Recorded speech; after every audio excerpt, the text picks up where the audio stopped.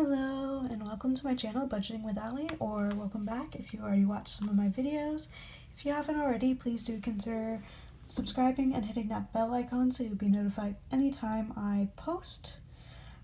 So obviously it's past December 2019, so I just needed to show you guys my monthly budget and see how well we stuck to it. So first off, salary-wise, it was as budgeted. It was $2,601.88. And housing, many of these expenses are the same. So for example, rent, and I'm just gonna do that.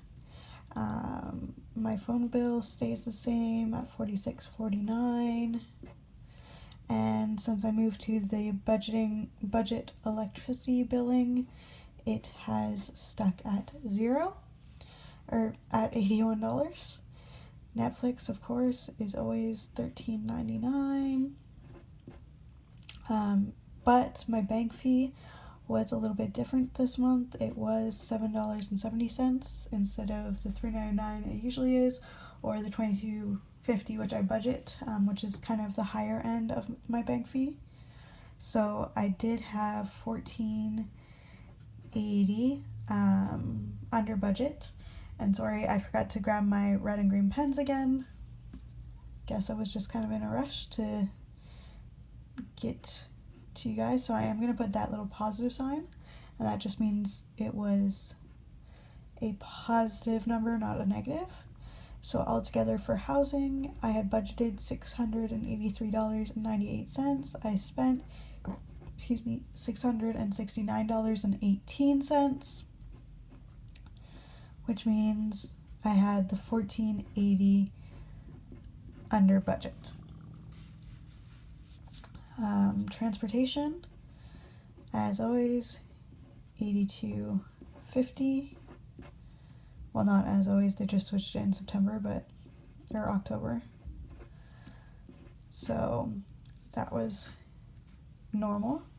My insurance, I think I mentioned it in my budget with me December, which I'll put up here, was actually $17.24 for this month, because I just needed that little extra boost to reach the proper amount that they asked me to pay per year. So that is 8 cents over budget, negative over budget. But I'm not too worried about that. I had an inkling, and I probably should have just checked my paperwork. Yeah. How are you guys doing with your January budgets? Are you already feeling that it's going well, or it's not going so well? Let me know in the comments down below. So for groceries, I actually did manage to spend a little less than I thought. So I budgeted $125. I spent $110. Not much, but still. So that left me with $15 in the positive column. For eating out, I did really well. I had $60. I only spent $26.70, which left me with $33.30.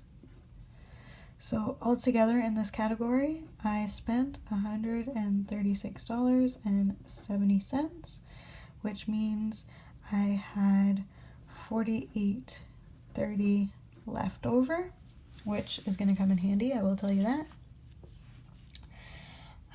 So my fun, and if you haven't already, do check out my bi-weekly check-ins. That'll kind of explain that little comment before I get to the spot I mean.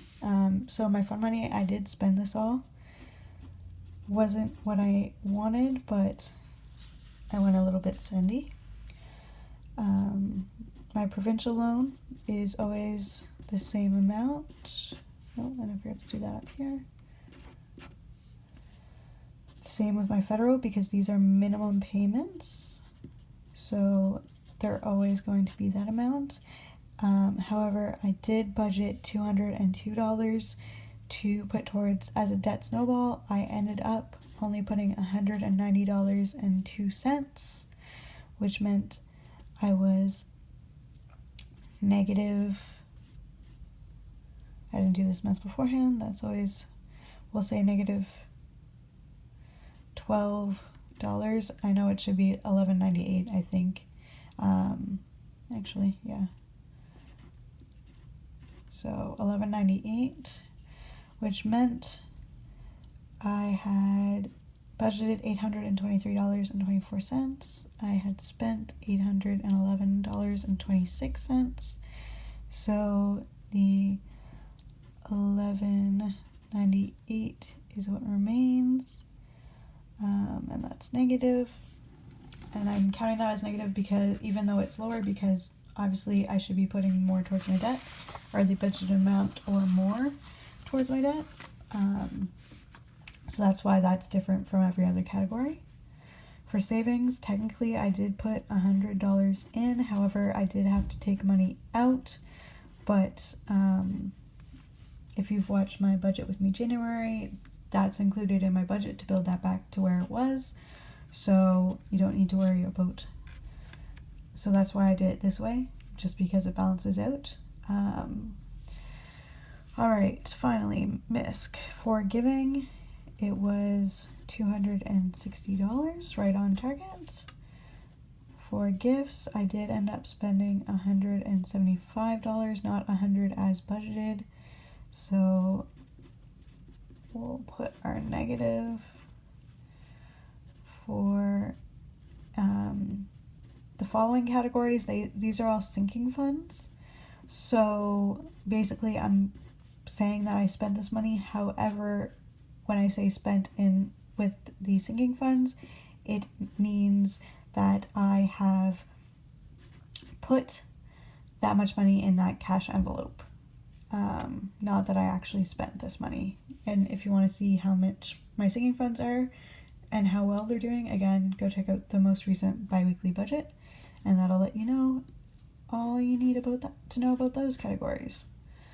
And then for my brother, I did set aside $200 as planned, so altogether came to $745, which is $75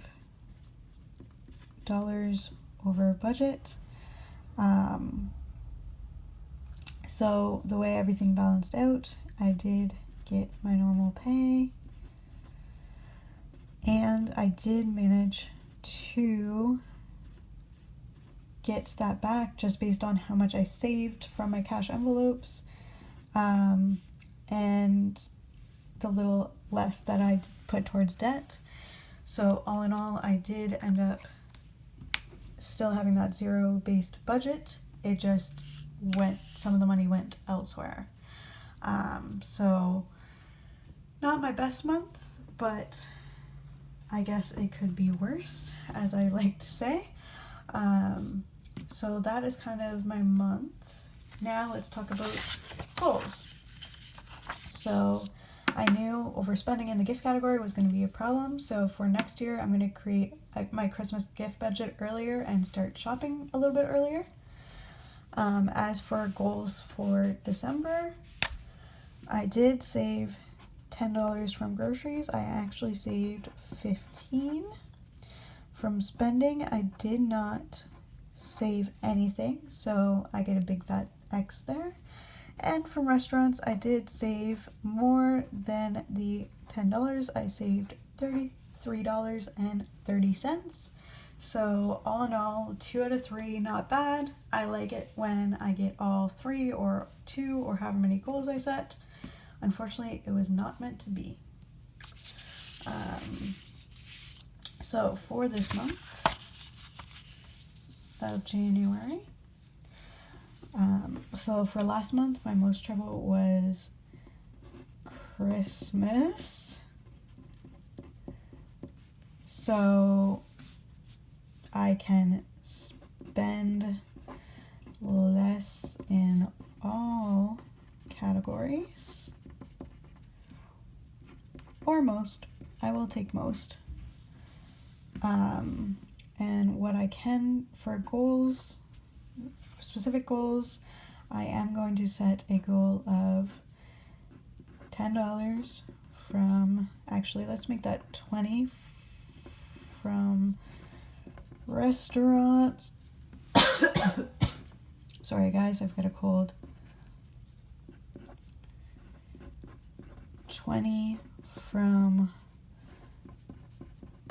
groceries and refill emergency fund, which is budgeted, but I want to make it a goal because that way I'm more likely to stick to it and not try spending that money elsewhere. So I think I should put it as a goal. So that is that. That's my December check-in, end of month check-in, and my goals going over. Keep an eye out. I will be doing a video where I show you how much coin I've saved and set goals for 2020 as well. Excuse me. As going over the goals from 2019 and how or if I met those goals. So look out for that video. I will be recording it as soon as possible. Oops, sorry there. So until next time, first, as always, please do consider subscribing and hitting that bell icon. I'm super excited that I've hit 90 subscribers. I am so close to 100. Please, please, please share my videos with your friends and get them to subscribe so I can get to 100 and do a giveaway. And beyond that, please do like and comment on my videos. I love hearing from you all and hearing what's going on in your lives and hearing what you want to see more of. So, until next time, bye!